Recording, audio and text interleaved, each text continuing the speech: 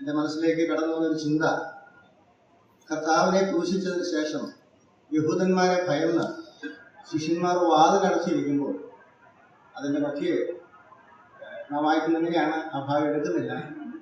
അടച്ചിട്ട മുറിയിലേക്ക് കർത്താവ് വന്നു, അവനെ കണ്ടപ്പോൾ അവർ സന്തോഷിച്ചു. കർത്താവിൻ്റെ മുഖം അടച്ചിട്ട മുറിയിലേക്കും കടന്നു വരുവാൻ കഴിയുന്നതാണ്. നമ്മുടെ ബന്ധുമിത്രാദികൾക്കൊക്കെ ഒരു പരിധിയുണ്ട്. കർത്താവിലേക്ക് നമ്മെ നടത്താം, ധൈര്യപ്പെടുത്താം. എന്നാൽ അടഞ്ഞു കിടക്കുന്ന മുറിയിലേക്ക്, തിയേറ്ററുകളിലെ ഉള്ളിലേക്കും മറ്റ് ആരും സഹായിപ്പാനില്ലാത്ത ഘട്ടങ്ങളിൽ കർത്താവിനെ കാണുവാൻ നമ്മുടെ ആത്മകർമ്മികൾക്ക് ദൈവം അവകാശം നൽകിയിട്ടുണ്ട്. പ്രത്യേകിച്ച് പ്രിയ തോമസ് അങ്ങനെ അനുഭവം ഉണ്ടാകട്ടെ. കർത്താവിൽ സന്തോഷിപ്പാൻ പ്രിയ സഹോദരി ഷേളിക്കും ആ ഒരു സന്തോഷത്തിന് അനുഭവമായിരുന്നു എന്നൊക്കെ തന്നെ കേൾക്കുവാൻ കഴിഞ്ഞിട്ടുണ്ട്. നമുക്ക് പ്രാരംഭമായി 19-ാം സങ്കീർത്തനത്തിലേക്ക് അത് മുഴുവനായി വായിക്കേണ്ടതാണെങ്കിലും അത് വായിക്കുവാൻ ആഗ്രഹിക്കുന്നില്ല.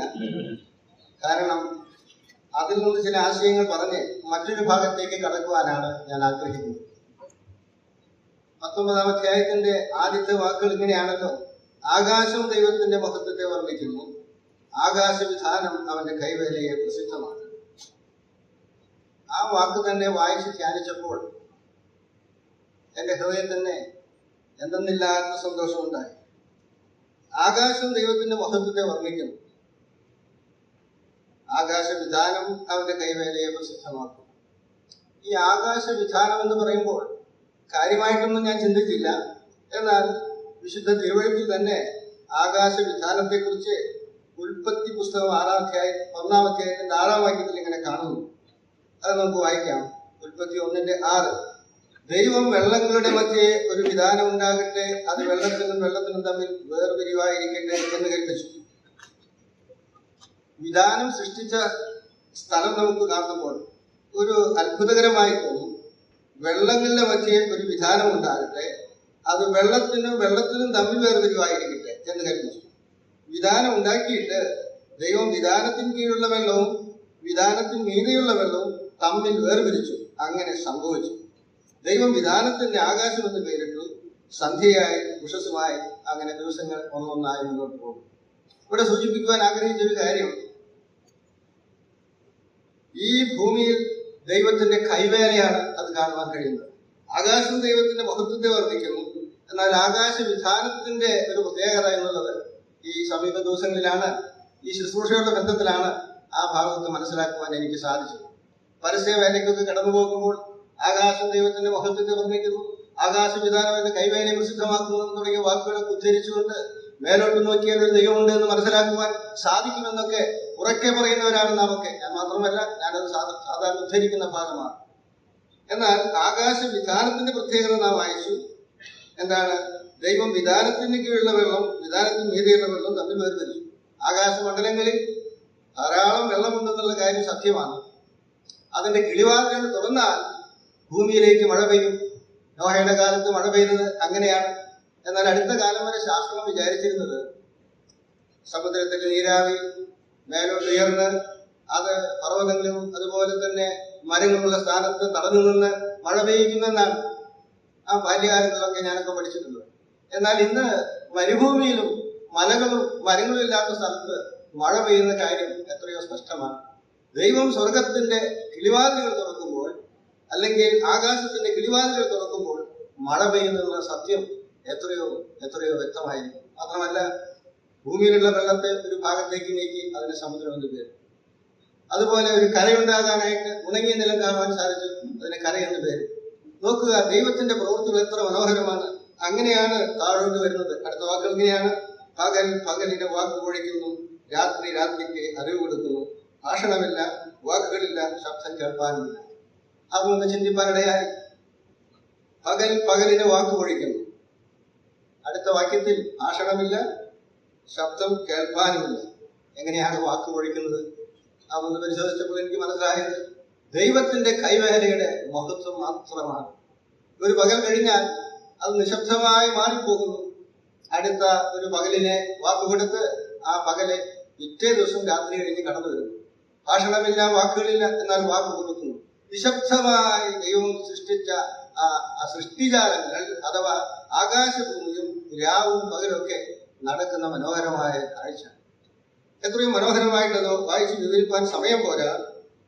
ഭൂമിയിൽ ഭൂമിയിലെല്ലാടും അതിന്റെ അളവെന്ന് ഒരു ഉദരത്തിന്റെ അറ്റത്തോളം അതിന്റെ വചനങ്ങൾ ചെല്ലുന്നു. അവിടെ അവൻ സൂര്യൻ ഒരു കൂടാരം അടിച്ചിരിക്കുന്നു. അത് മണവറയിൽ നിന്ന് പുറപ്പെടുന്ന മണവാളൻ തുല്യം വീരനെ പോലെ തന്റെ ഓട്ടം ഓടുവാൻ സന്തോഷിക്കുന്നു. വിശദീകരിക്കേണ്ടതാണെങ്കിലും ഞാൻ വേഗത്തിൽ ഒന്ന് രണ്ട് വാക്ക് പറഞ്ഞ് ആ ഭാഗത്ത് മുന്നോട്ട് പോകാൻ ആഗ്രഹിക്കുകയാണ്.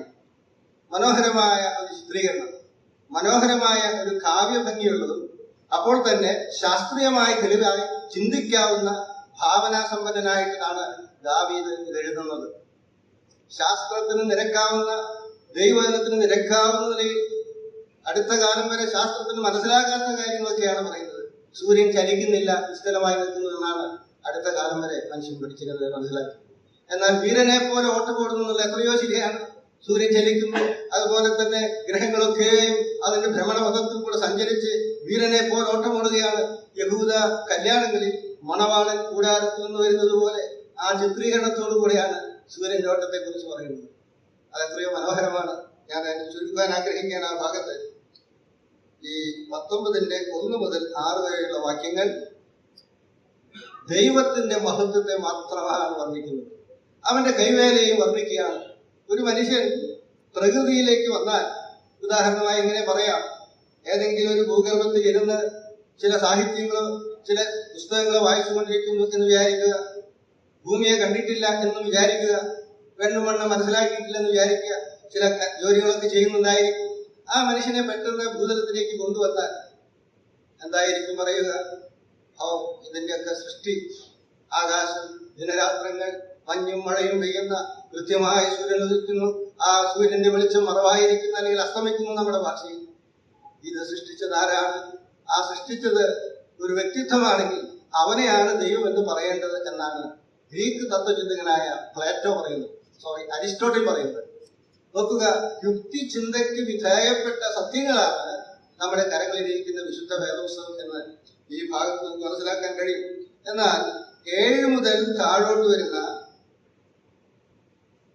11 വരെയുള്ള വാക്യങ്ങൾ മറ്റൊരു വിഭാഗമായിട്ട് നമുക്ക് മനസ്സിലാക്കാൻ സാധിക്കും. ആദ്യത്തെ 6 വാക്യങ്ങൾ ഒരു പ്രകൃതിയെ കുറിച്ചുള്ള ഒരു പാഠപുസ്തകമായി അക്ഷരജ്ഞാനം ഇല്ലാത്തൊരു മനുഷ്യനെ പോലും ദൈവത്തെ കുറിച്ച് മനസ്സിലാക്കുവാൻ അത് മതിയായതാണ്. അതൊക്കെ കണ്ടിട്ട് ദൈവമില്ല എന്നൊരു മൂഢൻ പറയുന്നുവെങ്കിൽ അത് അവന്റെ അജ്ഞതയാണ്, അല്ലെങ്കിൽ അവന്റെ അതിസാമർത്ഥ്യം എന്ന് പറഞ്ഞാൽ തെറ്റില്ല. ഒരു ദൈവനിഷേധിയായി പോകുവാൻ വ്യവസ്ഥയില്ലാതെ റോമാലേഖനത്തിലൊക്കെ അതിന് മനോഹരമായ വാക്യങ്ങളുണ്ട്. അവിടേക്കെല്ലാം ഞാൻ ആഗ്രഹിക്കുന്നത്. എന്നാൽ അങ്ങനെയൊക്കെ പറഞ്ഞ് ആ സൂര്യനെ കുറിച്ചും ആകാശഭൂമികളെ കുറിച്ചും എല്ലാം പറഞ്ഞുകൊണ്ട് 7 മുതൽ 11 വരെയുള്ള വാക്യങ്ങൾ യഹോവയുടെ ന്യായപ്രമാണം തികവുള്ളത് എന്ന് പറഞ്ഞ് ദൈവവചനത്തെ കുറിച്ചാണ് സങ്കീർത്തനക്കാരൻ പറയുന്നത്. ഇത് നമുക്ക് ദാവീദ് രചിച്ച സങ്കീർത്തനമാണെന്ന് മനസ്സിലാക്കാം. ആ 7 മുതൽ 11 വരെയുള്ള വാക്കുകൾ പറയുന്നത് യഹോവയുടെ ന്യായപ്രമാണം തികവുള്ളതെന്ന് മാത്രമല്ല, ഒന്ന് പ്രാണനെ തണുപ്പിക്കുന്നു, യഹോവയുടെ സാക്ഷ്യം വിശ്വാസയോഗ്യമാകുന്നു, അത് അല്പബുദ്ധിയെ ജ്ഞാനിയാക്കുന്നു, യഹോവയുടെ ആജ്ഞകൾ നേരുള്ളവ, ഒന്നൊന്നായി പറയുകയാണ്, അത് കണ്ണുകളെ പ്രകാശിപ്പിക്കുന്നു, യഹോവ ഭക്തി നിർമ്മലമായത്, അത് എന്നേക്കും നിൽക്കുന്നു, യഹോവയുടെ വിധികൾ സത്യമായവ, അവട്ടൊഴിയാതെ നീതിയുള്ളയാകുന്നു, അവ പൊന്നിലും വളരെ തങ്കത്തിലും ആഗ്രഹിക്കത്തക്കവ, തേനിലും തേൻകട്ടയിലും മധുരമുള്ളവ എന്ന് പറഞ്ഞു നിർത്തുന്നതായിട്ട് കാണുന്നുണ്ട്. പ്രകൃതിയെക്കുറിച്ച് ഒരു പുസ്തകം, എഴുതാത്ത പുസ്തകം ഒരു മനുഷ്യനെ വായിക്കാൻ സാധിക്കുന്നു. രാപ്പകൽ അല്ലെങ്കിൽ ദിനരാത്രങ്ങൾ ഉണ്ടാകുന്നത് ഭാഷണമില്ല, വാക്കുകളില്ല, എന്നാൽ വാക്ക് പൊഴിക്കുന്നു. അതെങ്ങനെയാണെന്ന് ചിന്തിച്ചിട്ട് എനിക്കൊരു എക്സാമ്പിൾ ലഭിച്ചില്ല, എങ്കിലും ഞാൻ ചേർത്ത് പറയേണ്ടത്, നമ്മുടെ കർത്താവ് പത്രോസിൽ നിന്ന് തിരിഞ്ഞു നോക്കി. എന്താണ് സംഭവിച്ചത്? അവനത് മനസ്സിലായി. പ്രകൃതിക്കത് മനസ്സിലാക്കാൻ സാധിക്കും. ഭാഷണമില്ല, വാക്കുകളില്ല, ചില നോട്ടങ്ങൾ, ചില കാര്യങ്ങൾ. എങ്ങനെയാണ് ഈ സങ്കീർത്തനക്കാരൻ മഹത്വപൂർണമായ ദൈവത്തിന്റെ കൈവേലയെ കവിഭാവനയിൽ അപ്പോൾ തന്നെ ശാസ്ത്രീയമായ തികവുറ്റ നിലയിൽ, അതുപോലെ തന്നെ ദൈവവചനത്തിന്റെ അടിസ്ഥാനത്തിൽ തന്നെ എഴുതിയിരിക്കുന്ന എത്രയോ മനോഹരമായ ഒരു ചിത്രമാണ്. സയൻസ് വിദ്യാർത്ഥികൾ പോലും മനസ്സിലാക്കാൻ കഴിയാത്ത നിരവധി കാര്യങ്ങൾ മനോഹരമായ ഒരു കാവ്യമായിട്ട് എഴുതുമ്പോൾ അത് തികച്ചും ദൈവാത്മ നിയോഗത്താൽ എഴുതിയത് തന്നെയാണ്. രണ്ടാമത്തെ ഭാഗം ന്യായപ്രമാണത്തെ അല്ലെങ്കിൽ ദൈവവചനത്തെ കുറിച്ചാണ് പറയുന്നത്. പ്രകൃതിയിലേക്ക് നോക്കി ഒരു ദൈവം ഉണ്ടെന്ന് മനസ്സിലാക്കിയ മനുഷ്യൻ അടുത്തതായി ദൈവവചനത്തിലേക്ക് നോക്കുന്നതായിട്ട് കാണുവാൻ കഴിയും. അങ്ങനെ ഒരു ചിത്രീകരണത്തിന്റെ ആ വിശേഷണങ്ങളാണ് ഞാൻ നേരത്തെ ഓടിച്ചു വായിച്ചത്. അത് പൊന്നിലും വളരെ തങ്കത്തിലും ആഗ്രഹിക്കത്തക്കവ തേനിലും തേക്കട്ടയിലും മധുരമുള്ളത് അവിടെ കൊണ്ട് നിൽക്കുകയാണ്. രണ്ടാം ഭാഗം അങ്ങനെ ഈ സങ്കീർത്തനത്തിന്റെ ഒരു പഠനത്തിനായിട്ട് അറിവിനായിട്ട് ഞാൻ ഈ കാര്യങ്ങൾ പറഞ്ഞു എന്ന് മാത്രം. അടുത്ത ഭാഗത്തേക്ക് വരുമ്പോൾ ദൈവവചനത്തിന്റെ മഹത്വവും അതിന്റെ ശക്തിയും അതിന്റെ മാധുര്യവും അത് ഒരു മനുഷ്യന് ആവശ്യമാണെന്ന് മനസ്സിലാക്കുന്ന ഒരു ദൈവഭക്തന്റെ ചിത്രമായിട്ട് നമുക്ക് കാണുവാൻ കഴിയും. പ്രകൃതിയെ നോക്കിയാൽ ദൈവത്തിലേക്ക് വരുവാൻ സാധിക്കും. എന്നാൽ പ്രകൃതിയെ മാത്രം നോക്കിയിരുന്നാൽ പോരാ, ദൈവവചനത്തിലേക്ക് ഹൃദയം ധരിക്കുമ്പോൾ അതിന്റെ മാധുര്യം മനസ്സിലാക്കി ഒരു ഭക്തനായി ജീവിക്കുവാൻ അതിന്റെ വിശേഷണങ്ങളാണ് കുറഞ്ഞത് 10 നിലയിലെങ്കിലും അതിന്റെ വിശേഷണങ്ങൾ 6 മുതൽ 7 മുതലുള്ള വാക്കുകളിൽ കാണാൻ കഴിയും. എന്നാൽ അടുത്ത ഒരു സെക്ഷൻ ഇങ്ങനെയാണ് നാം കാണുന്നത്: അവയെ പ്രമാണിക്കുന്നതിനാൽ വളരെ പ്രതിഫലമുണ്ട്. വളരെ സന്തോഷകരമായ കാര്യം. എന്താണ് പ്രമാണിക്കേണ്ടത്? ദൈവ വചനത്തെയാണ് പ്രമാണിക്കേണ്ടത്. അടുത്തത് തന്റെ തെറ്റുകളെ ഗ്രഹിക്കുന്നവൻ ഒരു ചോദ്യമാണ്. ഈ അധ്യായത്തിലെ ഏക ചോദ്യം അതാണ്. താൻ തന്റെ സന്തരാത്മാവിൽ കൂടെ പറയുന്ന ഒരു മനോഹരമായ ആശയം നമുക്ക് ഭാഗത്ത് കാണുവാനുണ്ട്. ആ വാചകത്തിൽ ഊന്നിക്കൊണ്ട് അല്പസമയം ദൈവത്തിൽ സംസാരിക്കണം എന്നാണ് ഞാൻ ആഗ്രഹിക്കുന്നത്. തന്റെ തെറ്റുകളെ ഗ്രഹിക്കുന്നവൻ മറഞ്ഞിരിക്കുന്ന തെറ്റുകളെ പോക്കി എന്നെ മോചിക്കണമേ, സ്വമേധ പാപങ്ങളെ അകറ്റി അടിയനെ കാക്കണമേ, അവ എന്റെ മേൽ വാഴരുത്, എന്നാൽ ഞാൻ നിഷ്കളങ്കനും മഹാപാതകരഹിതനും ആയിരിക്കും. എന്റെ പാറയും എന്റെ വീണ്ടെടുപ്പുകാരനുമായ യഹോവേ, എന്റെ വായിലെ വാക്കുകളും എന്റെ ഹൃദയത്തിലെ ധ്യാനവും നിനക്ക് പ്രസാദകരമായിരിക്കും. എത്രയോ മനോഹരമായ ഒരവസ്ഥയിലേക്കാണ് ദാവീദ് നമ്മെ കൊണ്ടുപോകുന്നത്. നൂറ്റാണ്ടുകൾക്ക് മുൻപ് എഴുതിയ ഒരു സങ്കീർത്തനമാണ്. ദൈവത്തിന്റെ മഹത്വത്തെയും അവന്റെ കൈവേലയും മനസ്സിലാക്കി ദൈവവചനത്തിലേക്ക് വന്ന ദാവീദ് അതിന്റെ മാധുര്യവും മനസ്സിലാക്കി അവ പ്രമാണിക്കുന്നവരെ പ്രതിഫലമുണ്ട് എന്ന് മാത്രമല്ല, അവ പ്രമാണിച്ചാൽ ഉണ്ടാകുന്ന കാര്യം ഞാൻ മഹാപാതകരഹിതനും നിഷ്കളങ്കനുമായിരിക്കാൻ എന്റെ പാറയും എന്റെ വീണ്ടെടുപ്പുകാരനുമായ യഹോവേ, എന്റെ വായിലെ വാക്കുകളും എന്റെ ഹൃദയത്തിലെ ധ്യാനവും നിനക്ക് പ്രസാദമായിരിക്കും. ആ ഭാഗത്ത് ഊന്നിക്കൊണ്ട് ചില വാക്കുകൾ പറയണമെന്നാണ് ആഗ്രഹിക്കുന്നത്. നോക്കുക: സ്വമേധ പാപങ്ങളെ അകറ്റി അടിയനെ കാക്കണം, മറഞ്ഞിരിക്കുന്ന തെറ്റുകളെ പോക്കി എന്നെ മോചിക്കണം, അവ എന്റെ മേൽ വാഴരുത്, എന്നാൽ ഞാൻ നിഷ്കളങ്കനായിരിക്കും, മഹാപാതകരഹിതനായിരിക്കും. സന്തോഷത്തോടുകൂടെ അടുത്ത വാക്കുകൾ പറയാണ്: എന്റെ വീണ്ടെടുപ്പുകാരനായ യഹോവേ, എന്റെ വായിലെ വാക്കുകളും. ഒരു വീണ്ടെടുപ്പുകാരനെയാണ് ഇവിടെ ദാവീദ് പരിചയപ്പെടുത്തുന്നത്. എത്ര മനോഹരമായ വിഭജനം! ഈ സങ്കീർത്തനമൊക്കെ വായിക്കുമ്പോൾ ആദ്യഭാഗം ഇങ്ങനെ, ഈ ഭാഗം ഇങ്ങനെ, എങ്ങനെയായാലും ദൈവവചനം എന്ന് മാത്രമാണ് ഞാനൊക്കെ സാധാരണ വായിച്ചു പോകാറുള്ളത്. എന്നാൽ ദൈവവചനത്തിന്റെ ഘടന മനസ്സിലാക്കുമ്പോൾ ദൈവത്തിന്റെ ആ സെറ്റിങ്സ്, ദൈവവചനത്തിന്റെ ഘടനയെ തന്നെ ദൈവദാസന്മാരെ കൂടെ കേൾപ്പിച്ചതൊക്കെ മുന്നെഴുതിയതൊക്കെയും നമ്മുടെ അനുഗ്രഹത്തിനും ശുദ്ധീകരണത്തിനും ഒക്കെ ആയിട്ട് ഉദാഹരണ സഹിതം ദൃഷ്ടാന്തങ്ങളായിട്ട് ഇരിക്കുന്നു എന്ന് നമുക്കറിയാവുന്ന കാര്യമാണല്ലോ. അതുകൊണ്ട് ഒരു വ്യക്തി മഹാപാതകരഹിതനായി ജീവിക്കണമെങ്കിൽ സ്വമേധ പാപങ്ങളെ അകറ്റി മറഞ്ഞിരിക്കുന്ന തെറ്റുകളെ പോക്കി എന്നെ മോചിക്കണമേ എന്ന് അവൻ പ്രാർത്ഥിക്കുന്നതായിട്ട് കാണാം. പ്രിയമുള്ളവരെ, ക്രിസ്തീയ ജീവിതത്തിൽ രക്ഷിക്കപ്പെട്ട ദൈവമക്കൾ വളരെ സന്തോഷത്തോടു കൂടെയാണ് മുന്നോട്ട് പോകുന്നത്. അതിന്റെ മാധുര്യമാണ് ദാവീദ് നേരത്തെ അറിയിച്ചത്.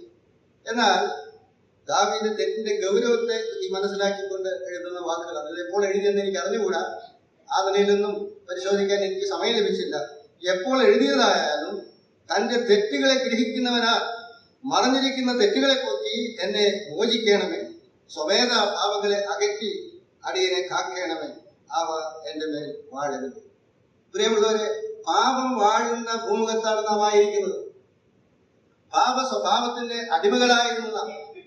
പാപം ചെയ്ത് ജഡത്തിനും മനോവികാരങ്ങൾക്കും അനുസരിച്ച് ഇഷ്ടമുള്ള വഴികളിൽ കൂടെ നടന്നു നീങ്ങിയതാണ് നമുക്ക് കർത്താവ് രക്ഷകനായി തീർന്നു. എന്റെ പാറയും എന്റെ വീണ്ടെടുപ്പുകാരനുമായി തീർന്നപ്പോൾ കർത്താവ് ആഗ്രഹിക്കുന്ന എന്താണ്?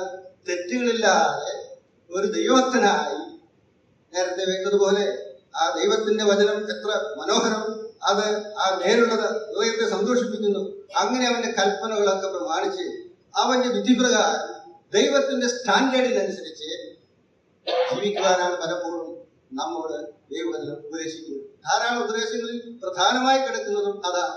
ചില ആചാരക്രമങ്ങൾ നമുക്ക് വെച്ചിട്ടുണ്ട്, അതൊക്കെ ഭംഗിയായി നാം ചെയ്യുന്നതാണ്. കർത്തൃമേശ, സ്നാനം തുടങ്ങിയ കാര്യങ്ങളൊക്കെ ഭംഗിയായി ചെയ്യുന്നതാണ്. നാം പ്രാർത്ഥനയ്ക്ക് കൂടി വരുന്നു, ഭജനപഠനത്തിന് കൂടി വരുന്നു. കൂട്ടായ്മ എന്ന് പറയുന്നത് കേവലം കർത്തൃമേശ മാത്രമല്ല.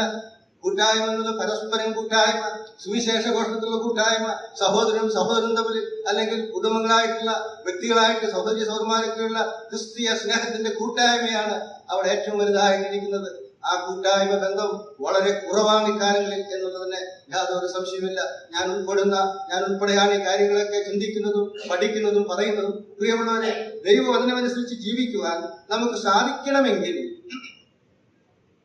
തേനിലും തേൻകട്ടയിലും മധുരമുള്ളതായി അത് നമുക്ക് അനുഭവപ്പെടണമെങ്കിൽ ഒരു നിഷ്കളങ്കമായ ജീവിതം, പാപമില്ലാത്ത ജീവിതം, ദൈവത്തിന് പ്രസാദകരമായ ജീവിതം നാം ചെയ്തേ മതിയാകുകയുള്ളൂ. പലപ്പോഴും നമ്മുടെ തെറ്റുകളെ നമ്മൾ കാര്യമായി എണ്ണിക്കാറില്ല. വളരെ ഗൗരവമുള്ള വിഷയമാണ്. പാപങ്ങളെ ഏറ്റുപറയാത്ത ഒരു വ്യക്തി ദൈവത്തിന്റെ ന്യായവിധിക്കും അല്ലെങ്കിൽ ആ പാപത്തിന്റെ ശിക്ഷയ്ക്ക് വിധേയപ്പെട്ടവനാണ്. രക്ഷ നഷ്ടപ്പെട്ടു പോകുന്നില്ല എന്ന് ശരിയാണെങ്കിൽ നേരത്തെ പറഞ്ഞതുപോലെ സന്തോഷത്താലായിരിക്കാൻ സാധിക്കുകയില്ല. അവന്റെ സന്തോഷം മങ്ങിപ്പോകും, അവന്റെ കണ്ണിന്റെ ശോഭം മങ്ങിപ്പോകും. ഈ ആകാശഭൂമികളെ കണ്ട് ദൈവത്തെ വർണ്ണിക്കുവാൻ അവര് സന്തോഷമില്ലാത്തൊരവസ്ഥയിലേക്കാകും. മാത്രമല്ല, അനന്തര ഫലങ്ങൾ തുടർന്നുള്ള ഭാഗം ചിന്തിക്കുമ്പോൾ നമുക്ക് മനസ്സിലാക്കാനായിട്ട് കഴിയും. തെറ്റ് എപ്പോഴാണ് കടന്നു വരുന്നത്? എന്താണ് തെറ്റ് അല്ലെങ്കിൽ പാപം? ദൈവത്തിന്റെ പ്രസാദകരമല്ലാത്തതും ദൈവം അനുവദിക്കാത്തതുമായ മേഖലകളിൽ കൂടെ സഞ്ചരിക്കുകയോ ചിന്തിക്കുകയോ പ്രവർത്തിക്കുകയോ ചെയ്താൽ പാപത്തിന് പല ഡെഫിനിഷൻ പറയാൻ സാധിക്കും. അതൊക്കെ പാപമായിട്ടാണ് കണക്കാക്കുന്നത്. ജഡത്തിന്റെ മനോവികാരങ്ങൾക്കും അനുസരിച്ച് ജീവിച്ച പരിചയമുള്ള മനുഷ്യരിൽ ഏത് തരത്തിലുള്ള പാപങ്ങളും കടന്നു വരുവാൻ സാധ്യതയുണ്ട്. അവർ വിശ്വാസിയായതുകൊണ്ട് ഉണ്ടാകില്ല എന്ന് വിചാരിക്കരുത്. എന്നാൽ ഉണ്ടായാൽ, എന്റെ കുഞ്ഞുങ്ങളെ, നിങ്ങൾ പാപം ചെയ്തുവെങ്കിൽ നീതിമാനായ ഒരു കാര്യസ്ഥനുണ്ട്. അവന്റെ അടുക്കൽ വന്ന് ഞാൻ പാപം ചെയ്തെന്ന് പറയുക മാത്രമല്ല, ഹൃദയപൂർവ്വം അതിനെ ഏറ്റുപറഞ്ഞ് ഉപേക്ഷിക്കണം എന്നുള്ളതിനെ യാതൊരു മാറ്റമില്ല. പലപ്പോഴും സാധിക്കാത്തൊരു കാര്യം അതാണ്. അതുകൊണ്ട് പലരും ദൈവിക സന്തോഷത്തിൽ, ആനന്ദത്തിൽ ജീവിക്കുവാൻ കഴിയാത്തവരായി ഒരു പൊത്തുപൊരുത്ത ജീവിതമെന്ന് തെക്കൻ ഭാഷയിലുള്ള ആളുകൾ പറയുന്നു. നമ്മുടെ ഭാഷയിൽ ഒരുതരം അഡ്ജസ്റ്റ്മെന്റ് എന്നാണ് തൃശ്ശൂർ ഭാഷയിലൊക്കെ പറയുന്നത്. അങ്ങനെ ജീവിക്കുന്നു, വിശ്വാസത്താൽ ദൈവമകനായി തീർന്നു, എന്റെ രക്ഷ ഉറപ്പാണത് ശരിയാണ്. എന്നാൽ പാപനിമിത്തം ദൈവം സന്ദർശിക്കുന്ന അനുഭവങ്ങൾ നാം പരിശോധിച്ചാൽ അതെത്രയോ ഗൗരവതരമായ വിഷയമാണ്. പാപം എപ്പോഴും നമ്മിലേക്ക് കടന്നു വരാൻ സാധ്യതയുണ്ട്. യിരെമ്യാവിന്റെ പ്രവചനത്തിൽ അതിന്റെ 18-ാം അധ്യായത്തിൽ നാം ഒരു കാര്യം കാണുന്നു. യിരെമ്യാവിനെ കുശവന്റെ വീട്ടിലേക്ക് ദൈവം അയച്ചു. താൻ കണ്ടത്, നാളുകൾക്ക് മുമ്പ് ആ ഭാഗം ഇവിടെ ശുശ്രൂഷിച്ചതാണ് ഞാൻ. താൻ കണ്ടത് എന്താണ്? ചക്രത്തിന്മേൽ പാത്രങ്ങൾ ഉണ്ടാക്കുന്ന കുശവനെയാണ് കാണുന്നത്. ആ പാത്രങ്ങൾ ഉണ്ടാക്കുമ്പോൾ കുശവന്റെ കയ്യിലിരിക്കുമ്പോൾ തന്നെ പാത്രം കേടുവന്നതായിട്ട് കുശവൻ കാണുക. ഇസ്രായേലിന്റെ ഒരു ചിത്രം കാണിക്കുവാൻ യിരെമ്യാ പ്രവാചകനെ കൊണ്ടുപോയതാണ്. കർത്താവിന്റെ കരങ്ങളിൽ, അവന്റെ ശുശ്രൂഷകളിൽ, അവന്റെ വേലകളിൽ, അവന്റെ പ്രവർത്തനങ്ങളിൽ, നമ്മുടെ കുടുംബജീവിതത്തിലൊക്കെ നാം ആയിരിക്കുമ്പോൾ എപ്പോൾ വേണമെങ്കിലും അത് ദൈവത്തിന്റെ കരങ്ങളിലാണെങ്കിലും പാത്രം ചീത്തയാകുന്നതായിട്ട് കാണുവാൻ. ആ പാത്രം താഴെ വീണതല്ല. ആ കുശുവിനെ ആ പാത്രം അണിയുവാനുള്ള വൈദഗ്ധ്യത്തിന്റെ കുറവല്ല. അതിന്റെ കാരണമൊന്നും അവിടെ പറഞ്ഞിട്ടില്ല. ആ കാരണമൊക്കെ നമ്മൾ പല നിലയിൽ വ്യാഖ്യാനിക്കുന്നുണ്ട്. അതേക്കുറിച്ചൊന്നും ഞാൻ അന്നും പറഞ്ഞില്ല. എന്നാൽ ഇന്ന് ചെയ്ത് പറയാൻ ആഗ്രഹിക്കുന്നത്, അന്ന് ഞാൻ ശുശ്രൂഷിച്ചിറങ്ങിയപ്പോൾ ചില വ്യക്തികളൊക്കെ പറഞ്ഞു പാത്രം കേടാവാനുള്ള കാരണം അറിയാമല്ലോ. വചനത്തിൽ പറയാത്തതുകൊണ്ട് ഞാൻ പറഞ്ഞില്ല. എങ്കിലും നമുക്ക് ഭാവനയിൽ കാണാം. കളിമണ്ണിലാണ് രൂപകൽപ്പന ചെയ്യുന്നത്. കളിമണ്ണിൽ കൽത്തരികളുണ്ടായാൽ അത് ചീത്തയായി പോകും. അത് യജമാനന് അല്ലെങ്കിൽ പണിയുന്നവന് അത് സ്വീകാര്യമല്ല. അതിനെടുത്ത് കളയാതെ അതൊരു പാത്രമാക്കാൻ കഴിയുകയില്ല. അത് വചനത്തിൽ പറഞ്ഞിട്ടില്ല. എങ്ങനെയൊക്കെയോ പാത്രം ചീത്തയാകും. നമുക്ക് ഓരോരുത്തർക്കും, നാം ശുശ്രൂഷാമുഖത്ത് നിൽക്കുന്നവരായാലും അല്ലാത്തവരായാലും, സ്ത്രീജനങ്ങളോ പുരുഷന്മാരോ ആര് തന്നെയായാലും, നമ്മുടെ ജീവിതത്തിൽ പാപം കടന്നു വരുവാൻ ദൈവകരങ്ങളിലാണെന്ന് നാം ഉറച്ചു വിശ്വസിച്ചാൽ പോലും ധാരാളം സാധ്യതകളുണ്ട്. യുദ്ധമുഖത്തായാലും പാപം കടന്നു വരാം. ഒരു രാജാവിനെ തെറ്റ് ചെയ്യാൻ സാധ്യതയുണ്ട്. ശുശ്രൂഷാമുഖത്ത് പാപം കടന്നു വരാം. അവരുടെ ജീവിതങ്ങൾ ഒരു പാഠമായിട്ട് തിരുവഴുത്തിൽ എഴുതിയിട്ടുണ്ട്. അങ്ങനെയുള്ള ചില പാഠങ്ങൾ പറയുവാൻ ഞാൻ ആഗ്രഹിക്കുന്നു. യോശുവയുടെ പുസ്തകം, നമുക്ക് അതിലേക്ക് കടന്നു വരാം. യോശുവയുടെ പുസ്തകത്തിൽ യെരിഹോ പട്ടണം പിടിച്ച ആ ദൈവജനം സന്തോഷത്തോടുകൂടെ അവിടെ ആയിരിക്കുകയായിരുന്നു. ആ സന്തോഷത്തിന് അവർ ഒന്നും കാര്യമായിട്ട് ചെയ്തില്ല. എന്താണ് ചെയ്തത്? അവർ വലിയ ഒരു ആർപ്പൂളിയാണ് നടത്തിയത്. ആ പട്ടണത്തെ ചുറ്റും നടന്ന് 7 ദിവസം നടന്ന് 7-ാം ദിവസം പിന്നെയും 7 തവണ നടന്ന് വലിയൊരു ആർപ്പുളിയോടുകൂടെ ഉറപ്പുള്ള മതിൽ തകർന്ന് തരിപ്പണമാകുകയായിരുന്നു. ദൈവത്തിന്റെ അത്ഭുത പ്രവൃത്തി നമുക്ക് അവിടെയും കാണുവാൻ കഴിയും. എന്താണ് കാരണം? അവർ തങ്ങളെ തന്നെ ശുദ്ധീകരിച്ചാണ് ആ ശുശ്രൂഷയ്ക്ക് കടന്നു പോകുന്നത്. പട്ടണം ചുറ്റുന്ന ശുശ്രൂഷ, അത് ഉള്ളങ്കാൽ വയ്ക്കുന്ന സ്ഥലമൊക്കെയും നിനക്ക് നൽകുമെന്ന് യോശുവയോട് പറഞ്ഞെങ്കിൽ ജനത്തോട് കൂടെ ചേർന്ന് ഒരു പട്ടണം ചുറ്റിയപ്പോൾ ഉറപ്പുള്ള മതിൽ അവർ തകർന്നു വീഴുന്നതായി കാണുവാൻ കഴിയും. എന്നാൽ അതേ തുടർന്ന് ഹായിയിലേക്ക് അവർ പോയി, വെട്ടുകാരെ അയച്ചു. ഹായിയെ പോയി നോക്കിയപ്പോൾ എന്താണ് സംഭവിച്ചത്? ഹായിയിലേക്ക് ഇത്ര പേരൊന്നും പോകേണ്ട ആവശ്യമില്ല, ഒരു വലിയ പ്രയാസമുള്ളൊരു കാര്യമല്ല. ഒരു 3000 പേരെയൊക്കെ അയച്ചാൽ മതിയാകും. ശരി, 3000 യോദ്ധാക്കളായിട്ടുള്ള ആളുകളാണ്. അങ്ങനെ 3000 യോദ്ധാക്കളായി അയക്കും മുമ്പേ തന്നെ ഇസ്രയേലിൽ ശാപം സംഭവിച്ചു എന്നുള്ളതാണ് ശരി. എവിടെയാണത് കാണുന്നത്? എന്നാൽ ഇസ്രയേൽ മക്കൾ ശബദാർപ്പിത വസ്തു സംബന്ധിച്ച് ഒരു അകൃത്യം ചെയ്തു. കൃത്യമായിട്ട് നമുക്ക് ആ വ്യക്തി അറിയാം.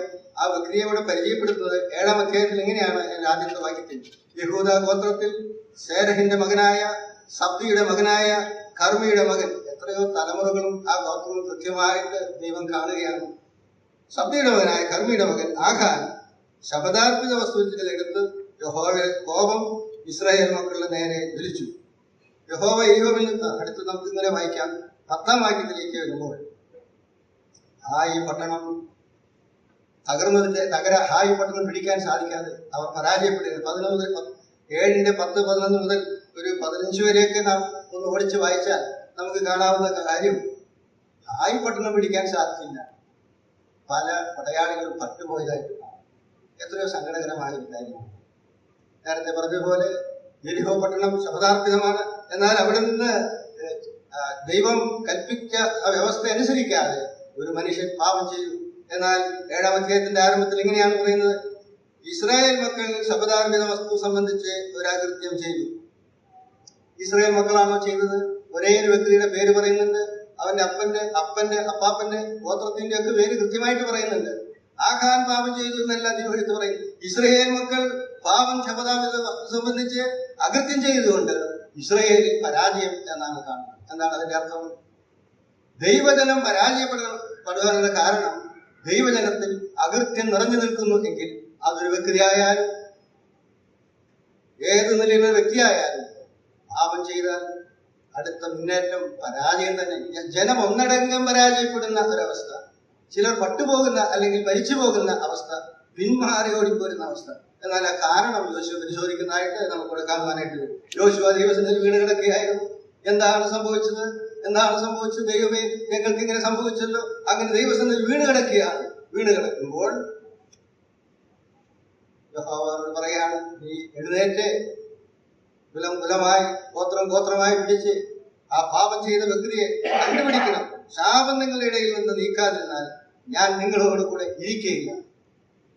നോക്കുക, ഒരു വ്യക്തിയോടുള്ള ബന്ധത്തിൽ സംഭവിച്ച കാര്യം ഒരു സഭയ്ക്ക്, ഒരു ജനത്തിന് ദോഷമായി തീർന്നുവെങ്കിൽ പാപത്തിന്റെ ഗൗരവം മനസ്സിലാക്കുവാൻ നമുക്ക് സാധിക്കും. ഞാൻ മുഖാന്തരം എന്റെ സഭ അനുഗ്രഹിക്കപ്പെടുന്നില്ല എങ്കിൽ അതിന്റെ കാരണം നമ്മിലാണോ എന്ന് പരിശോധിക്കുവാൻ ഒരു വ്യവസ്ഥ നമുക്കിവിടെ കാണുവാൻ കഴിയുന്നു. ഞാൻ ആരെയും കുറ്റപ്പെടുത്തുന്നില്ല. അത് ഞാനും ചിന്തിച്ചാൽ ആർക്കും പരിഭവം ഉണ്ടാകുകയില്ല എന്ന് തന്നെയാണ് ഞാൻ വിശ്വസിക്കുന്നത്. ദൈവജനം വിജയത്തിലേക്ക് നീങ്ങുവാൻ തടസ്സമായിരിക്കുന്നത് ഇസ്രായേൽ മക്കൾ ശബദാർപ്പിത വസ്തു സംബന്ധിച്ച് ഒരു അകൃത്യം ചെയ്തു. എത്ര പേരാണ് ഇസ്രായേൽ മക്കൾ? 6 ലക്ഷം പുരുഷന്മാരുണ്ടെങ്കിൽ കുറഞ്ഞത് 25 ലക്ഷത്തിലധികം മനുഷ്യരുണ്ടായിരിക്കും. ഈ 25 ലക്ഷം മനുഷ്യരിൽ ഒരു വ്യക്തി പാപം ചെയ്തപ്പോൾ കർത്താവിന്റെ കണ്ണ്, ആ അഗ്നിജ്വാലയ്ക്കൊത്ത കണ്ണുകൊണ്ട് അവൻ കണ്ടു എന്ന് മാത്രമല്ല, അവന്റെ വംശം മുഴുവൻ അവനറിയാം. അത് കൃത്യമായിട്ട് നേരെ യോശുവയോട് പറയുന്നില്ല. അവർ ദൈവസന്നിധിയിൽ വീണ് കിടന്നപ്പോൾ അത് ആരാണെന്ന് മനസ്സിലാക്കുവാൻ ചീട്ടിട്ട് അങ്ങനെ കൃത്യമായി അവഗതിയെ ദൈവം സന്ദർശിക്കുന്നതായി കാണും. ഞാൻ വിചാരിക്കുന്നത് ഇത്രയൊക്കെ വൈകിച്ചതിന്റെ പിന്നിൽ തിരുവഴുത്തിൽ അങ്ങനെ രേഖയില്ല എങ്കിലും കരുണാമയനായ ദൈവം ഇസ്രായേൽ പാപം ചെയ്തെന്ന് മനസ്സിലാക്കി, പട്ടുപോയ സമയം മനസ്സിലാക്കി ആഖാനെ തെറ്റേറ്റ് പറഞ്ഞെങ്കിൽ ഞാൻ വിശ്വസിക്കുന്നത് കരുണയുള്ള ദൈവം പഴയ നിയമകാലത്തായാൽ ആഖാനെ കുമ്പക്കുന്നാക്കുകയില്ല എന്നാണ് ഞാൻ വിചാരിക്കുന്നത്. അനുദമിക്കുന്ന ഏതൊരു വ്യക്തിയെയും ദൈവം സ്നേഹിക്കുന്നു എന്നുള്ളതാണ് ദൈവത്തിന്റെ വചന വ്യവസ്ഥയെങ്കിൽ വിശ്വസ്തനും സ്നേഹവാനും നീതിമാനുമായ ദൈവം ആകാൻ ഏറ്റു പറയുവാൻ വൈകിപ്പോയി. ഞാൻ യഹോവയോട് പിഴച്ചു, മകനെ നീ എന്താണെന്ന് ചെയ്തതെന്ന് യോശുവ ആഖാനെ ചീട്ടിട്ട് പിടിച്ചുകൊണ്ട് ചോദിച്ചപ്പോൾ ഞാൻ യഹോവയോട് പിഴച്ചു. നോക്കുക, സങ്കടകരമായ കാര്യം. യഹോവയോട് പിഴച്ചു എങ്കിൽ സമയത്തിന് മുൻപ് പാപങ്ങൾ ഏറ്റു പറയുവാൻ ഏതൊരു വിശ്വാസം തയ്യാറാകണമെന്നുള്ള വലിയ സത്യം നമുക്കിവിടെ കാണുവാൻ കഴിയും. ദൈവത്തിന്റെ വിധി വന്നു, അവനെ കുപ്പക്കുന്നാക്കണം. പട്ടണത്തിൽ ഹായ് പട്ടണം പിടിക്കാൻ പോയപ്പോൾ പട്ടുപോയി എന്നറിഞ്ഞപ്പോൾ അത് കൃത്യമായി ആകാൻ മനസ്സിലാക്കുവാൻ സാധിക്കുമായിരുന്നു. എന്നാൽ ആകാൻ അത് കണ്ടു. അത് ബാബിലോന്യ മേലങ്കിയും സ്വർണ്ണവും വെള്ളിയൊക്കെ കണ്ടു, മോഹിച്ചു, എടുത്തു, അല്ലെങ്കിൽ മോഷ്ടിച്ചു. കൂടാരത്തിനടിയിൽ അത് അടച്ചു വയ്ക്കുന്ന പ്രിയമുള്ളവരെ, നമ്മുടെ പാപങ്ങൾ അതെന്ത് തന്നെയായാലും അത് കുഴിച്ചിട്ടാലും അത് മാന്തിയെടുക്കുന്ന ഒരു സമയമുണ്ട്. എന്നാൽ നമ്മുടെ പാപങ്ങൾ കർത്താവ് ക്ഷമിക്കുകയാണെങ്കിൽ തന്റെ പുറകിലേക്കാണ് ഇടുന്നത്, സമുദ്രത്തിലേക്കാണ് എറിയുന്നത്. കിഴക്ക് പടിഞ്ഞാറിനോട് അകന്നിരിക്കുന്നത് പോലെ എന്ന വാക്യങ്ങളൊക്കെ നമുക്കറിയാം. തക്ക സമയത്ത് തത്സമയത്ത് കൃപ പ്രാപിക്കാൻ അവന്റെ അരികിലേക്ക് വന്ന് അയ്യോ ഞാൻ തെറ്റിപ്പോയി എന്ന് ഹൃദയപൂർവ്വം പറയണം. പലരും ക്ഷമ പറയുന്നത് ഇക്കാര്യങ്ങളിൽ കാണുന്നത് ഞാൻ അങ്ങനെ ചെയ്തിട്ടുണ്ടെങ്കിൽ എന്നോട് ക്ഷമിക്കണം. അതല്ല ക്ഷമ. പാപം ദൈവസന്നിധിയിൽ തെറ്റാണെന്ന് സംബന്ധിച്ച്, ഇനി ചെയ്യുകയില്ല എന്ന് സംബന്ധിച്ച് അത് വലിയൊരു തെറ്റകത്തിൽ ജ്ഞാപകപ്പെട്ടു. ആ മറ്റൊരു വ്യക്തിയോടാണെങ്കിൽ കൃത്യമായ അതിന് പരിഹാരം കാണാതെ ആ ലംഘനത്തെ വേണമെങ്കിൽ ഞാൻ പല തെറ്റുകളൊക്കെ ചെയ്തിട്ടുണ്ട്, ആർക്കെങ്കിലും ഈ സഭയിൽ അല്ലെങ്കിൽ എന്റെ ശുശ്രൂഷയിലോ എന്തെങ്കിലും പ്രയാസമുണ്ടെങ്കിൽ ക്ഷമിക്കണമെന്ന് പറഞ്ഞാൽ തെറ്റില്ല. പക്ഷേ ഒരു വ്യക്തിയെ ടാർഗറ്റ് ചെയ്തോ എന്തെങ്കിലും അനിഷ്ട സംഭവങ്ങളോ ദോഷങ്ങളോ വരുത്തിയിട്ടുണ്ടെങ്കിൽ ആ വ്യക്തിയോട് കൃത്യമായിട്ട് ദൈവ വ്യവസ്ഥ അനുസരിച്ച് ക്ഷമ ചോദിച്ചാലേ ദൈവം അതിൽ നിന്ന് വിടുകയുള്ളൂ. ഒരു ഉദാഹരണം പറയാൻ ആഗ്രഹിക്കുന്നു. ഇയ്യോബിന്റെ പുസ്തകം 33-ാം അധ്യായത്തിൽ ഇങ്ങനെ ഒരു വാക്യമുണ്ട്. ഇയ്യോബിന്റെ പുസ്തകം 31-ന്റെ 33-ാം വാക്യം. ഞാൻ ആദാമിനെ പോലെ എന്റെ ലംഘനം മൂടി എന്റെ അകൃത്യം മാറുവിടത്ത് മറച്ചു വെച്ചു എങ്കിൽ അത്രത്തോളം മതിയായിരിക്കും. ഇയ്യോബ് പറയുന്നൊരു കാര്യമാണ്. താൻ കടന്നു പോകുന്ന കഷ്ടതയുടെ കാരണമെന്തെന്ന് പലരും തന്നെ വിമർശിച്ച് വേദനിപ്പിച്ചപ്പോൾ താൻ എങ്ങനെയാണ് പറയുന്നത്? ഞാൻ ആദാമിനെ പോലെ എന്റെ ലംഘനം മൂടി എന്റെ അകൃത്യം മാറുവിടത്ത് മറച്ചുവെങ്കിൽ. നോക്കുക, ആദാം പാപം ചെയ്തു. അവനെ അത്തിയില കൊണ്ട് ഉടുപ്പുണ്ടാക്കാൻ അവർ ശ്രമിച്ചു. ആദമും ഹവ്വയും ചേർന്ന് അവർ നഗ്നരാകൊണ്ട് ആ പാപത്തിന്റെ അനന്തര ഫലത്തെ മറയ്ക്കുവാൻ പല വിദ്യകളെടുത്തു. എന്നാൽ വെയിലാറിയപ്പോൾ ദൈവം വന്ന് വിളിച്ചു, ആദമേ നീ എവിടെ? കാര്യങ്ങൾ മനസ്സിലായി. ഈ സ്ത്രീ എനിക്ക് തന്നു. സ്ത്രീക്ക് എന്താ പറയാനുള്ളത്? പാപം വിചാരിച്ചു. കുറ്റമേറ്റെടുക്കുന്ന അനുഭവമില്ല. പാപമില്ലാത്ത അവസ്ഥയിൽ അവരെ ആക്കിയിട്ട്, അല്ലെങ്കിൽ നിഷ്പാപയുഗത്തിൽ അവർ ആയിരിക്കുമ്പോൾ അവർ ചെയ്ത പാപത്തിന്റെ പഴിചാരുന്ന അവസ്ഥ. പലപ്പോഴും അങ്ങനെയുള്ള സംഭവങ്ങൾ നമ്മളിലുണ്ടാകും. നീ കാരണമാണ്, അല്ലെങ്കിൽ എന്നോട് കോപിച്ചതുകൊണ്ടാണ് അങ്ങനെ പറഞ്ഞത്, അത് എന്നോട് ക്ഷമിക്കണം. അത് മാർത്ത് ലംഘനം കെട്ടിവെച്ചതിന് തുല്യമാണ്. കോപിച്ചാൽ പാപം ചെയ്യരുത്. കോപിച്ചാരോടെങ്കിലും എന്തെങ്കിലും പറയുകയോ പാപം ചെയ്യുകയോ ചെയ്താൽ ജീവിതത്തിന്റെ ഏത് മേഖലയിലുള്ള പാപങ്ങളായാലും എന്താണ് ഇവിടെ വായിക്കുന്നത്? ഞാൻ ആദാമിനെ പോലെ എന്റെ ലംഘനം മൂടി എന്റെ അകൃത്യം മാറുവിടത്ത് മറച്ചുവെങ്കിൽ. ആ അകൃത്യം മാറുവിടത്ത് സൂക്ഷിക്കുകയാണ്. എപ്പോഴും അതിനത് കാണാൻ സാധിക്കും. എവിടെയൊക്കെ പോയാലും, എത്ര നല്ല ഷർട്ട് ഇട്ടാലും, അത് വെള്ള ഷർട്ടായാലും ഏത് ഷർട്ടായാലും, ആ അകൃത്യം അവനെപ്പോഴും അസ്വസ്ഥനാക്കുന്നുണ്ട്. പ്രിയമുള്ളവരെ, തെറ്റുകൾ ചെയ്താൽ ഒരു അസ്വസ്ഥ ഹൃദയം ഉണ്ടാകുന്നുവെങ്കിൽ അത് ദൈവത്തിന്റെ ഒരു അനുഗ്രഹമായി കാണാം. എന്നാൽ ആ അസ്വസ്ഥതകളില്ലാതെ അതിൽ പഴകി അല്ലെങ്കിൽ തഴകി മുന്നോട്ട് പോകുന്നവർക്ക് യാതൊരു അസ്വസ്ഥതയും ഉണ്ടാകില്ല. എന്നാൽ സംഭവിക്കുന്ന മറ്റൊരു കാര്യം എന്താണ്? അവനെ ദൈവത്തെ മുഖാമുഖമായി കാണുവാൻ, അവനെ ധ്യാനിപ്പാൻ, ദൈവമായിട്ട് സംസർഗം ചെയ്യുവാൻ സാധിക്കാത്ത, ദൈവമായിട്ടൊരു കമ്മ്യൂണിയൻ തന്നെ ഇല്ലാത്തൊരവസ്ഥയിലേക്ക് അവൻ മാറ്റപ്പെടും എന്നുള്ളതാണ് ശരി. ദാവീദിന്റെ പാപത്തെ കുറിച്ച് നമുക്കറിയാം. പാപം എന്തുവേതുമാകട്ടെ, ഇവിടെ ആഖാൻ ചെയ്ത പാപം സ്വർണം, വെള്ളി, അതുപോലെ ബാബിലോന്യ മേലങ്കിയൊക്കെ കണ്ടെടുത്തതാണ്. ജീവിതത്തിൽ ഓരോരുത്തർക്കും സംഭവിക്കുന്ന പാപങ്ങളെ കുറിച്ചൊന്നും വിശദീകരിക്കാൻ ആവശ്യമില്ല. നാം ഏതെല്ലാം തെറ്റുകളാണ് നമ്മുടെ ദൈനംദിന ജീവിതത്തിൽ വരുത്തുന്നത്, അവ എങ്ങനെയാണ് നാം കാണുന്നത്, അവ എങ്ങനെയാണ് പരിഹരിക്കുന്നത്, അത് മുഖാന്തരം ഒരു അനുഗ്രഹമുണ്ടെന്നുള്ള സത്യം ഊന്നി പറയുക മാത്രമാണ് ഞാൻ ഇവിടെ ചെയ്യുവാൻ ആഗ്രഹിക്കുന്നത്. ദാവീദിന്റെ പാപത്തെ കുറിച്ച് അറിയാം. അത് വിശദീകരിക്കാൻ അത്ര മാന്യത തോന്നുന്ന ഒരു കാര്യമല്ലെങ്കിലും വിശുദ്ധ വേദോത്സവം അത് വിശദീകരിച്ചിട്ടുണ്ട്. എന്നാൽ നാഥാൻ പ്രവാചകൻ വന്നപ്പോൾ എഴുതിയ സങ്കീർത്തനമായിട്ട് 51-ാം സങ്കീർത്തനം നമുക്ക് കാണുവാൻ കഴിയും. നമുക്ക് 51-ാം സങ്കീർത്തനത്തിലേക്ക് വരാം. ദാവീദിന്റെ നിലവിളിയും താൻ എങ്ങനെ ആയിരുന്നു എന്നുള്ളതൊക്കെ മനസ്സിലാക്കുവാൻ ഈ ഭാഗത്ത്, എന്നെ നന്നായി കഴുകി എന്റെ അകൃത്യം പോക്കേണം, എന്റെ പാപം നീക്കി എന്നെ വെടിപ്പാക്കണം. ഇസ്രായേൽ മക്കളെ യാത്രയുള്ള ബന്ധത്തിൽ പാളയം വെടിപ്പില്ലാതിരുന്നാൽ ഞാൻ നിങ്ങളോടുകൂടെ വരികയില്ല എന്ന്. ഇവിടെ എന്നെ നന്നായി കഴിയാൻ അകൃത്യം പോക്കണമെന്നുള്ള വാക്കിന്റെ ശരിയായ അർത്ഥം എന്റെ അകവും പുറവും ഒരുപോലെ കഴുകി വെടിപ്പാക്കണമെന്നാണ് മൂലഭാഷയിൽ ഉപയോഗിച്ചിരിക്കുന്ന വാക്കുകളെന്നാണ് എനിക്ക് മനസ്സിലാക്കാൻ കഴിയുന്നത്. എന്റെ പാപം നീക്കി എന്നെ വെടിപ്പാക്കണമേ. എന്റെ ലംഘനങ്ങളെ ഞാൻ അറിയുന്നു. എന്റെ പാപം എപ്പോഴും എന്റെ മുമ്പിലിരിക്കുന്നു. എന്റെ പാപം എപ്പോഴും എന്റെ മുമ്പിൽ. ആദാം ആ പാപത്തെ മാറത്ത് കെട്ടി വെച്ചുവെങ്കിൽ ഈ വ്യക്തിയുടെ പാപം എവിടെയാണ്? എപ്പോഴും മുമ്പിൽ. എന്തെല്ലാം കാര്യങ്ങൾ ചെയ്താലും ആ പാപം എപ്പോഴും മുമ്പിൽ. ആ പാപത്തെ കുറിച്ച് അനുദപിച്ച് കൃത്യമായി പരിഹാരം ഉണ്ടാക്കുവാൻ കർത്താവിന്റെ പക്കൽ വഴികളുണ്ട്. കർത്താവിന്റെ അരികിൽ ചെല്ലണം. ഏതൊരു വ്യക്തിയോടാണോ ആ പ്രശ്നം ഉണ്ടായിട്ടുണ്ടെങ്കിൽ കൃത്യമായി വ്യക്തിയോട് ചെന്ന് ക്ഷമ ചോദിച്ച് പൂർവാധികം സന്തോഷത്തോടെ പോകുവാൻ സാധിക്കണം. അങ്ങനെയെങ്കിൽ മാത്രമേ ദൈവത്തിന്റെ സൗന്ദര്യം കാണുവാനും അവന്റെ ശബ്ദം കേൾക്കുവാനും സാധിക്കുകയുള്ളൂ. അതെ, നമ്മുടെ കണ്ണുകൾക്ക് ആവശ്യമായ പ്രകാശമുണ്ട്, നമുക്ക് പലതും കാണാൻ സാധിക്കും. എന്നാൽ ദൈവമുഖം കാണുവാൻ നമ്മുടെ കണ്ണുകളുടെ പ്രകാശം പാപനിമിത്തം ഇല്ലാതായി തീർന്നു എന്ന് നമുക്ക് മനസ്സിലാക്കാൻ സാധിക്കും. അത് നാം വായിക്കുന്നത് എങ്ങനെയാണ്? ഇതാ ദാവീദിന്റെ വാക്കുകൾ കൂടുതൽ പറയാൻ ഞാൻ ആഗ്രഹിക്കുന്നു. ഞാൻ നിർമ്മലനാകേണ്ടതിന് 7-ാം വാക്യം, ഈ സോപ്പ് കൊണ്ട് എന്നെ ശുദ്ധീകരിക്കുന്നു. ഞാൻ ഹിമത്തേക്കാൾ വെളുക്കേണ്ടതിന് എന്നെ കഴുകണം. ഹിമത്തേക്കാൾ വെളുക്കാൻ ഒരു പ്രത്യേക പദപ്രയോഗമാണ്. നമ്മുടെ പാപം രക്താംബരം പോലെ എന്നൊരു പ്രയോഗമുണ്ടല്ലോ. ചായം ചെയ്യുന്ന അല്ലെങ്കിൽ കളറ് തുണികളിലൊക്കെ കൊടുക്കുന്ന ആളുകളെ അവരോട് ചോദിച്ചാൽ ചുവന്ന കളറ് അല്ലെങ്കിൽ രക്താംബരം പോലെയുള്ള ഒന്ന് ആ തുണിയെ ഒരിക്കലും വെള്ളയാക്കാൻ സാധിക്കില്ല. അത്രയും കറയുള്ളത് ഈ കളറുകളിൽ ചുവപ്പിനാണത്രേ. എത്ര മനോഹരമായ ചിത്രം!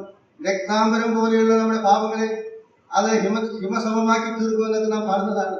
ചുവപ്പ് കളറ് ഒരു ഷർട്ടിൽ പിടിച്ചാൽ അല്ലെങ്കിൽ തുണിയിൽ പിടിച്ചാൽ ആ നിലയിലുള്ള ചുവപ്പ് കളർ മറ്റേത് കളറും റിമൂവ് ചെയ്യുവാൻ സാധിക്കും. എന്നാൽ അത് സാധിക്കില്ല. അത് സാധിക്കുന്ന എവിടെയാണ്? കാൽവരി ക്രൂശിൽ നമ്മുടെ കർത്താവിന്റെ രക്തത്തിനല്ലാതെ അത് സാധ്യമല്ല എന്ന് ഓർമ്മിക്കുന്ന മനോഹരമായത്. ഏത് പാപമായാലും അവന്റെ പുത്രനായ യേശുവിന്റെ നാമത്തിൽ നാം പ്രാർത്ഥിച്ചപേക്ഷിക്കുകയാണെങ്കിൽ ഏതൊരു പാപവും നമ്മോട് ക്ഷമിപ്പാൻ അവൻ ഒരുക്കമുള്ളവനാണ്. അതെ, സകല പാപങ്ങളും ക്ഷമിപ്പാൻ പ്രാപ്തനായ വ്യക്തിയുണ്ട്. ദാവീദ് അത് മനസ്സിലാക്കി താൻ ഇങ്ങനെയാണ് പറയുന്നത്, ഞാൻ നിർമ്മലനാകേണ്ടതിനെ. അപ്പോൾ താൻ നിർമ്മലനല്ല. എപ്പോഴും പാപമാണ് തന്റെ മുമ്പിൽ നിൽക്കുന്നത്. ഈ പാപം വെച്ചുകൊണ്ട് പല ശുശ്രൂഷകൾ ചെയ്യാൻ സാധിക്കും കേട്ടോ. കർത്തൃമേശ എടുക്കാൻ സാധിക്കും, പല കാര്യങ്ങൾ ചെയ്യാൻ സാധിക്കും, ദൈവിക പ്രവർത്തനങ്ങൾ ഏർപ്പെടാൻ സാധിക്കും.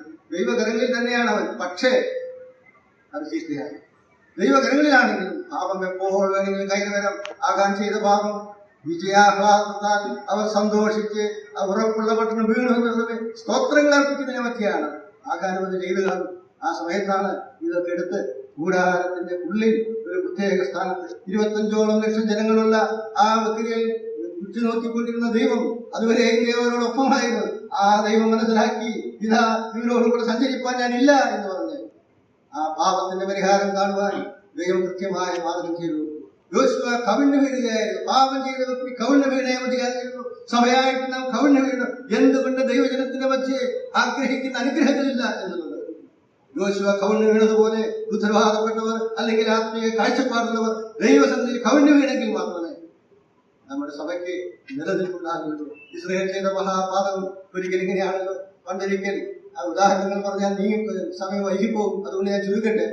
പണ്ടൊരിക്കൽ സൂട്ടർ സാഹിബ് പഴയ ഹോളിൽ നിന്ന് ഇപ്രകാരം പ്രസംഗിച്ചു.